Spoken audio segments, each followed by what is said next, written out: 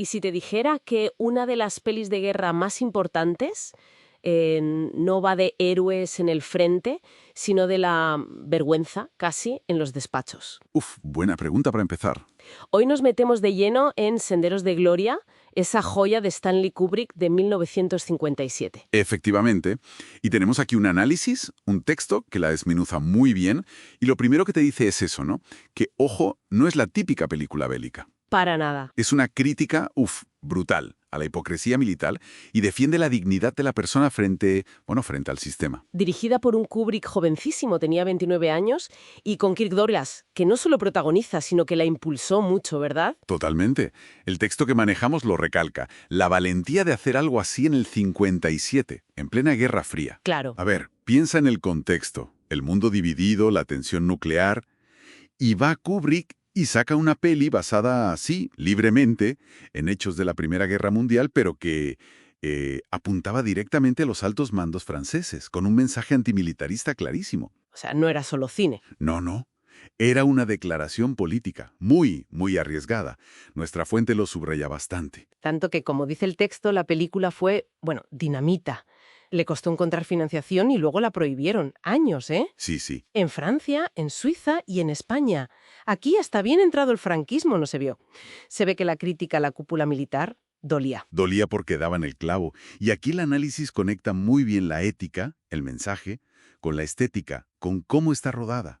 Kubrick usa la cámara... es que es magistral. Los famosos travelings por las trincheras. Esos mismos, esos travelings larguísimos.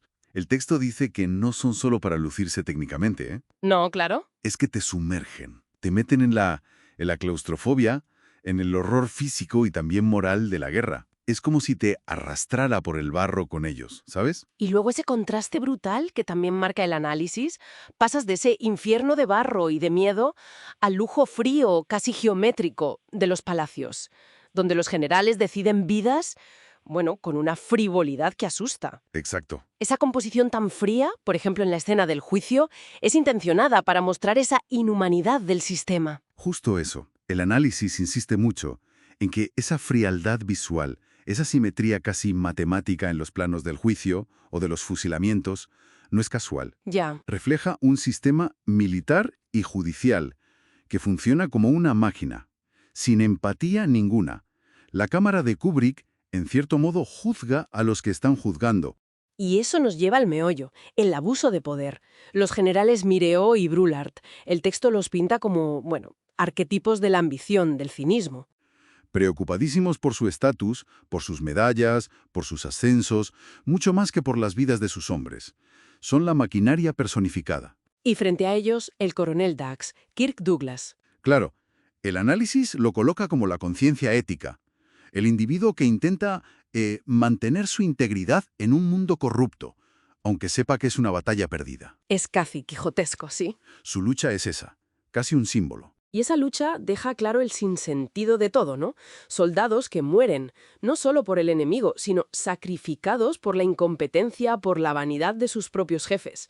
El texto dice que la orden de atacar la colina de las hormigas es el ejemplo perfecto de esa arbitrariedad criminal. Una arbitrariedad que llega a su punto álgido en el Consejo de Guerra.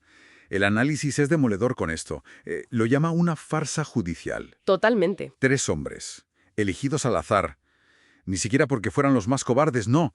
Eran chivos expiatorios. Para tapar el fracaso del general Mireau. La defensa que hace Dax es brillante, pero inútil. Se estrella contra un muro. Exacto. Lo que destaca aquí el texto es cómo se retuerce la idea de justicia, verdad. Se usa como una herramienta más del poder, para mantener el control, para salvar las apariencias. Es que es desolador ver esa impotencia. Muy desolador, sí.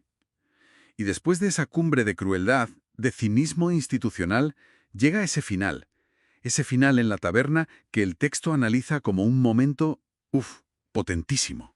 La chica alemana prisionera que canta. Esa es. Es un momento increíble, sí. Al principio los soldados se ríen, se burlan un poco, pero poco a poco la canción, esa melancolía, les va callando, les desarma. El análisis sugiere eso, que es un instante de pura humanidad, que rompe por completo la lógica militar. La conexión ahí es emocional.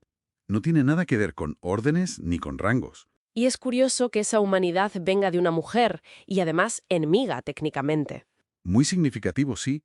Es como si Kubrick, o al menos la interpretación que nos da la fuente, nos dijera que la esperanza o la compasión quizá reside fuera de esas estructuras de poder tan masculinas, tan militares. Por todo esto, Senderos de Gloria va mucho más allá de ser solo una película de guerra.